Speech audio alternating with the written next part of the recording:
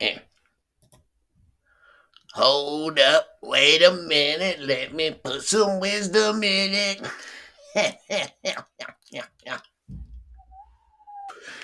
Oh, yeah. What is going on, my fellow Michiganders? What is going on?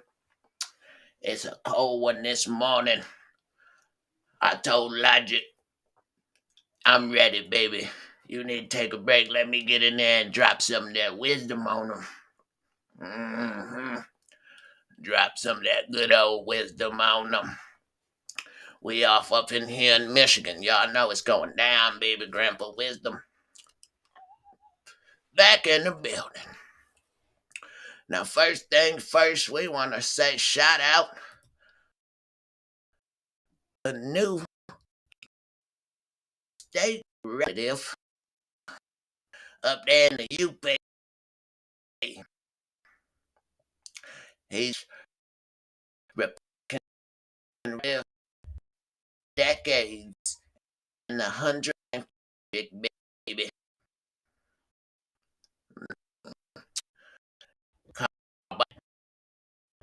He been a man up in town. He got for refusing that code. He refused that. He's running for, you know, this this got some real representatives up in there. You know, go to Michigan. So Logic, you gonna take that goddamn. Oh yeah. So we're on X. Logic showing me how to get this stuff going down. We got some things. Karl Bohnack. We're gonna talk about Colbeck's corner. You know, Pat Colbeck stay bringing that truth. And then we're gonna talk a little bit about this recount going on in Michigan. A lot of people don't even know they still counting up in here. They got a fort in the 44th district over there in Calhoun County. Mm-hmm. Over there in Calhoun County, they got a recount going on. They trying to steal some votes. Let's see what we're gonna talk about that, and then we're gonna dibble and dabble in this governor's race. You know how we do it on Logic View, but Grandpa Wisdom up in here today, baby. You know what I'm saying? So we're gonna go on around here. Let's jump on here right now. Over here to the 40th district. This Steve Frisbee right here. He the one that that blame district over there, 5th, 6th, on the election. Then they've been trying to steal it ever since. That's in Grandpa Wisdom's opinion. This article was put out by WTV. This was put out this morning. Frisbee wins Henry County in 45th district state by sign of Marsh Michigan Commission that won Henry County 4th Michigan House seat by a large amount than the certified results. He won by 20 something thousand to 20 something 39. Yeah. Hadsma, he been had. He Hadsma after losing by 61 votes. Then turned out they done found some ballots. Clerks discovered almost 2,800 ballots in Battle Creek. You see the article say. Then the Republicans claimed the majority in the House election and the 40 race will not impact that.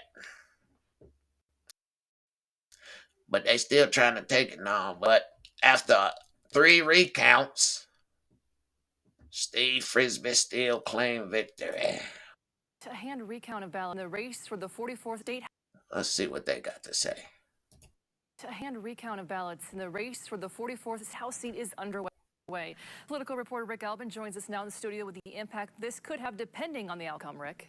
Amber, as a practical matter, I don't think it's going to have a dynamic impact on the makeup of the House. Republicans already have secured 57 seats without the 44th. The question is, will it 58-52 with Republicans in control or 57-53 with Republicans in control? Republican Calhoun County Commissioner Steve Frisbee ended the election in the lead, but it was then discovered that nearly 3,000 absentee voters had not been counted. So once that was done, the race was very close and left Frisbee with about a 60-vote lead over incumbent Democrat Jim Hadsma. The main difference would be if the Republican majority could afford to lose one or two of their members and have them defect on any given vote. That becomes somewhat less important when you consider that if something emerged from the House in a straight Republican party line vote, it might well be objectionable to the Democrats who still control the Senate. So it might not have much of a chance anyway. And then there's the matter of getting the governor's signature. Now, this may be more important from a transparency standpoint. Obviously, both candidates worked hard. They're deeply invested in the outcome. But with public speculation and question about voter integrity, State Board of Canvassers will hand count all of the ballots in one of 10 House district races in the state. Could go some distance to calm the fears of naysayers and hopefully convince some of them that the system is working like it should.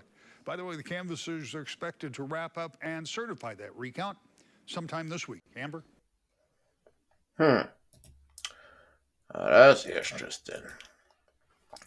That is very interesting. So, yep, they trying to recount over there. West Michigan. You got a lot of the Democrats was thinking that was a state recount for Michigan. They getting all excited over there, thinking it's a whole state recount. Say no, that's the 44th district. You know, it's a lot going on in Michigan. Now, we still got Representative Shriver and many other watchdog representatives shedding light on this lame duck legislation. We got to stay up on that. Write them numbers down. If you're a patriot, they should be saved in your phone. Now, what else we got going on over here? Oh, yeah. We got a couple warriors in the legislation pushing an amendment to require ID to vote. Now, we know the Democrats in control right now, so it's going to be hard to get anything through, but we still got to try. Michigan Republicans intend to push a state constitutional amendment early next year that would require residents to provide proof of citizenship and identity in order to register to vote and cast a ballot. The party takes control of the state house in January, and its incoming House Majority Floor leader, Representative Brian Posthumus, Republican of Cannon Township, told Bridge, Michigan, he intends to introduce a joint resolution for the amendment in January. He says, I strongly believe in making our elections accessible, but I also strongly believe in making our elections secure. All right, I can rock with you, Brother Posthumus. Let's keep it going. There's a lot going on in Michigan. We got the teachers union over here. They urging action to stop illegal deportation. I don't get that right there. Why would y'all want to stop that? You know they got to be the Democrats controlled. This is an article from Michigan News Source.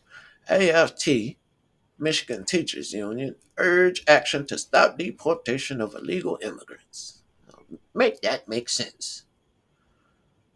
This looked like a memo sent out December 9th to the union asking to protect the rights of immigrant students.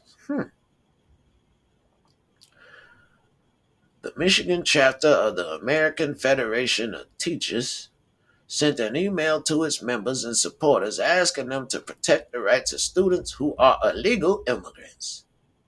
The message also includes a link to the National AFT Union advice to illegal migrants on how to handle ICE. Oh, I tell you, whose side is these unions really on? AFT Michigan has about 35,000 members and represents the Detroit Public Schools Community District. Well, you can find out more on this article at MichiganNewsSource.com. We know old Gretchen Whitmer is ICE. She think it's unconstitutional. Speaking of old Gretchen Whitmer and the Wicked Three Witches, we got old Attorney General Nassau up here. This article say a judge dismisses charges against 2 Detroit area election workers in double voting case. This was put out by MLive. Over there in St. Clair Shores, Michigan, a judge dismissed charges against 2 election workers who were accused of taking steps that allowed 4 people to vote twice in the summer primary election. 4 people, huh? That's it? I think it was more. I bet it was more. That's just my opinion. Judge Joe Oster said there wasn't sufficient evidence to send the 2 women to trial. Oh, I bet. Felony charges against the part-time election workers in St. Clair Shores were announced at an October news conference by Attorney General Dana Nassau. Back in October, right before the election, she wanted to have a news conference, huh? And then the charges were dismissed. Ain't that something? Make it look like you're cracking down on election interference. Make it look like you're securing the elections right before the election. Then later, the charges just get dismissed. We hope the dismissal of these charges is a message to other people who may volunteer to do their civic duty, and work a city election that they don't have to be afraid to do it. Defense attorney Robert Irie said. What type of logic is that? So I encourage y'all to read out on this article if you're interested. This was put out today, this morning. It's interesting that you bring up charges and have a press conference right before the election, then a month after the election, sweep it right back under the rug. We know how old Dana like to do it. Put on that good show.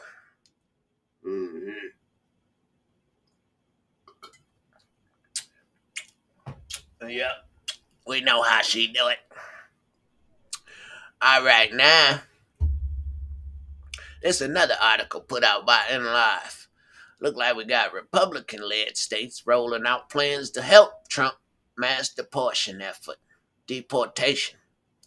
We know Michigan ain't Republican-led, but we can only watch and admire the other states. Yeah, I know. Another article put out by MLive just discussing it. As President-elect Donald Trump assembles his administration, Republican governors and lawmakers in some states are already rolling out proposals that could help him carry out his pledge to deport millions of people living in the U.S. illegally. Wouldn't it be nice if that was happening here in Michigan? We know that ain't happening here, but it's nice to see. Lawmakers in a growing number of states are proposing to give local law officers the power to arrest people who entered the country illegally, mirroring recent laws in Texas and elsewhere that have been placed on hold while courts weigh whether they unconstitutionally usurp federal authority. It's good to see these countries, these states, banding together to help save our country, while we got Democrat-led states trying to do the opposite, saying how they ain't gonna help and they ain't gonna allow it, and talking all this crickety crap. But they know. Tom Homan said that's investigating and that's interfering with a federal objective, interfering with federal obstruction of justice, obstruction of duty, all type of stuff. You know, we supporting Tom Homan, but we know. Mm-hmm. It's a lot going on. We seen all the Venezuelan gang activity up here in Michigan. You know what I'm saying? So, we've been talking about that governor run a lot lately, but look here. Look what we got going on over here. She thinks she just gonna slide up on in there. She said, hey, y'all gave Kwame a chance. Y'all gave Dugan a chance. Now you got to give me a chance. Look at this. When you came out on stage, you saw the crowd out here. They're very energized. They were here for you. What did that mean? It meant a lot. I mean, I think Detroit is ready for progress. They're ready to move forward. And in a lot of ways, I feel that they chose me to lead this city and to be next here in the city of Detroit. So I am inspired by the potential of what's ahead here in the city of Detroit, and that they believe in me to carry that vision moving forward. You come from a long line of civil rights leaders. Yes. Your grandfather, your father. You're a leader in your own right. Yes. How are you going to take what you have learned and apply it to this office? You know, I think the same way I've done it at the city council, and I think the reason why I had so many support here is because people realized that I did it my way. You know, I led with my values, I stood on what I believed in, and I think we have a tremendous opportunity to continue to grow in Detroit, to make sure that the prosperity reaches more blocks, more neighborhoods, more businesses. And so this movement is really about how can we collectively come together to ensure that the growth is sustained and that it reaches more areas of our city. You've been an advocate for affordable housing, yes, for families, and making sure they're safe, making sure they have all their needs. What do you plan to do if and when you do take office? Really the same. I think we have a unique opportunity to ensure that our neighborhoods are invested in, that they're vibrant and walkable, that our city is safe, that there's affordable housing for all of our families, and that there's economic growth that's still happening in Detroit. So really building upon the foundation that I laid at the city council, but having the opportunity to reach further now and have more impact to ensure that this city reaches its full potential. That is my goal, to make sure that we make this city a world-class city and that we retain our population and grow our city. Why? Yep, we got her up in there now. And, you know, they gave Dugan a chance. They got to give her a chance. They gave Kwame a chance. They done gave Dugan a chance. They got to give her a chance. She up in there saying all the stuff that sound good. I can almost guarantee you she a Democrat. She on the city council now. They know they can't win as a Republican and over there. So they always running as Democrat. Republican ain't even an option. But regardless, you know, she trying to take her chance up there, get up in there. Now, if the people of Detroit done gave Kwame a chance and they done gave Dugan a chance, now how they gonna turn down this woman? Yeah, she African American or beautiful and young, way younger than Dugan. You know what I'm saying? She look way more respectable and professional than Kwame. How the Detroit people gonna say no to that? They ain't gonna say no. She got a good chance right now. Dugan sliding out there trying to get her. and she gonna try to slide in there. We gonna keep our eyes on her. I don't know much about her myself, but that's what we do. Research. Now, we got RFK over here bringing attention to the fact of fluoride in our water. This should be interesting to every person across Michigan. This is an article from, who this from up here? I can't even see it. Lansing State Journal by Dan Basso put out yesterday. Let's go and see what RFK got to say. Make America healthy again. Donald Trump's incoming cabinet picks have been controversial. He recently picked RFK Jr. to be the U.S. Secretary of Health and Human Services. RFK Jr. has come under scrutiny for his vaccines and promoting misinformation. If his nomination is approved, he would be in charge of agencies tasked with medical research, public health, and government-funded insurance plans for millions of Americans. Don't you want a president who's going to end the corruption at the federal agencies? Yeah. At FDA? Yeah. At NIH, at CDC, and at the CIA? He says things that are just flatly wrong, and he peddles conspiracy theories. Having someone like that at the top of our entire national health infrastructure. First of all, bro, we proud conspiracy theorists over here. We talking about the conspiracy theorists. I think it's going to harm people. It's going to really harm the health of the American people. Kennedy's ideas range from wanting to ban certain chemicals and food additives to removing fluoride from public water.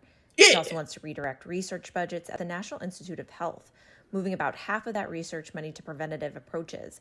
Currently, the NIH studies multiple areas of research from COVID-19 to disease prevention. No, I think the big picture point here is that a lot of folks see this as this is going to affect vaccines. In fact, it's going to affect everything. What Medicare covers, what preventive services are free. That is a decision of the health secretary. So our mammograms continue to be covered for free. Our colon cancer screening is going to continue to be covered for free. All of those are going to be decisions that fall to him. One has to be substantially concerned about his decision making on those, because I think it'll have a big effect on people's lives across the country. Oh my goodness, you already know USA Today gonna be putting out some negative spinning propaganda pushing bull crap. They hating on RFK, trying to expose the fluoride in our water, trying to redirect research to look into vaccine efficacy. How can y'all sit back and look at yourself in the mirror as you're hating on various warriors of Christ, every war that step up, try to fight for what's right? Y'all just finding reasons to hate on them. Boy, I tell you, can't wait till this media go down. All right, what we got over here? Okay. Another article from Just the News. This was put out this morning. Edited, updated this morning. Exposing Act Blue. This Democrat Political Action Committee is supposed to be involved in lots of corruption. Them money platform tells Congress it didn't block foreign gift cards until fall. It's a lot going on with this Act Blue organization. It's operating all across the nation.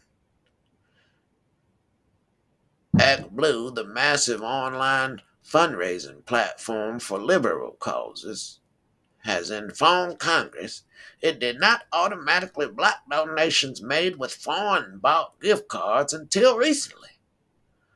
A potentially significant revelation in an ongoing investigation into whether China, Russia, Iran, or Venezuela routed illicit money to Democrat candidates.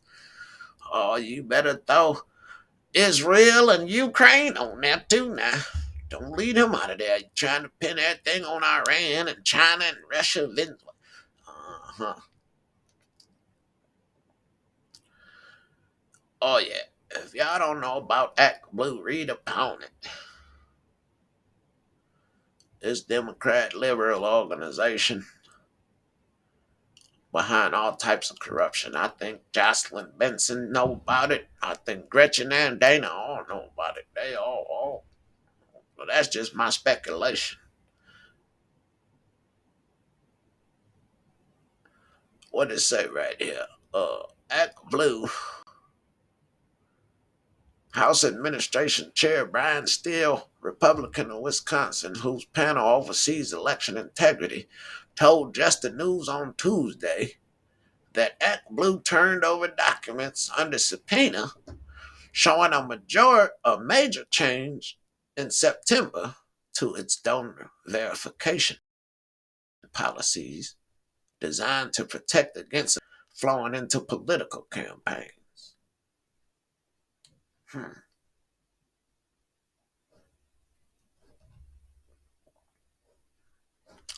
There's a lot going on over there with Act Blue. They acting crazy over there at Act Blue. This is another article brought up by Michigan's watchdog, Capital Confidential, put out this morning. Mystery company to take $259 Michigan taxpayer. Oh no, we got to solve this mystery. How we gonna give away $250 million? New township supervisor opposes project. Okay, this new township supervisor already on the right track.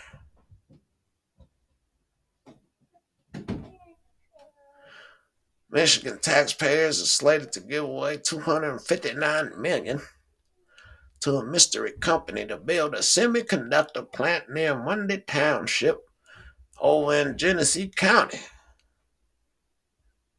The Charter Township of Monday entered a non-disclosure agreement with the Michigan Economic Development Corporation on September 9, 2022, which Capital Confidential obtained through a records request. FOIA. We wouldn't even know about it if it wasn't warriors across Michigan doing FOIAs. Remind me of Brother Pat Colbeck and all the other warriors across. Read up on them this small if you stay over by Genesee. If you concerned about it, if you a watchdog as well. This stuff is crazy out here.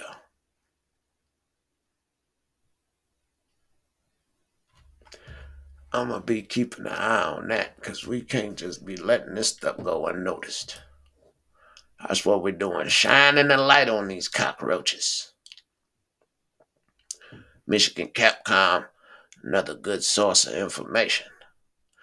Now we got a parent, a mama over here in the Troy School District, was rejected on her request to watch her dyslexic child's classroom. But the law is supposed to allow parents to observe the classroom. Troy Public School District officials informed Michelle Malezit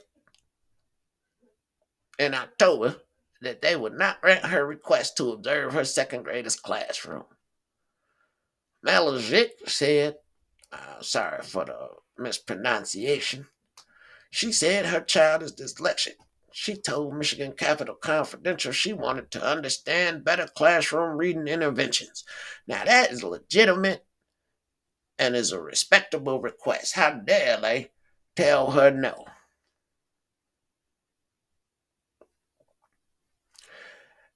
The student's teacher, Karen Bush, denied the request according to an October 21st email Malezit provided to Capcom. At this time, we will not be scheduling a time for you to come in and observe the classroom as we accommodated this last year on 2 different occasions, Bush said. You can go on and read the article. I'm not going to read it all. It's just preposterous to think that they're going to try to get away with this stuff. Like they just want to go viral across Michigan. Well, that just about wrap it up for today. We got a lot going on. Brother Pat Colbeck, he want to send a special thank you to all the fellow meddling kids who contributed to this FOIA request. He raised enough money to cover the deposit. It was about $5,000, I believe, over $5,000. That of y'all who donated. God bless each and every one of you meddling kids. Brother Pat Colbeck said it is clear from the responses of the Michigan Secretary of State office that we are over the target with our inquiries regarding the 125,428 illegal votes in the 2024 election. If it truly were a report glitch, they would be bending over backwards to help us blast out supporting evidence to that effect. They are doing the exact opposite, which is a clear indicator that they are in cover-up mode.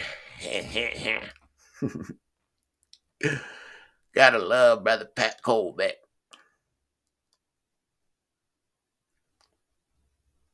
He also highlighting a great presentation by Patrick David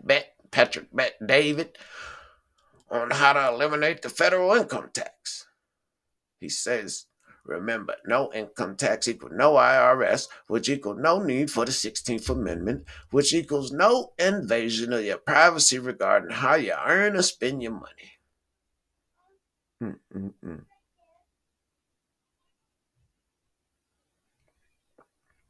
A lot going on in Michigan. I'm gonna cut it short today. Gotta get ready for work. I told Logic I'll hold it down today. You know how we do. Anyway, God bless each and every one of y'all. Thank you for tuning in to my great-great-great-grandson podcast, Logic View. And if you enjoy his episodes, please like, share, drop, comment, and even prayer requests down below. And also subscribe so you can stay notified every time his weekly podcast is uploaded. Thank you for tuning in. And thank you for listening to Grandpa Wisdom, baby. God bless. Peace.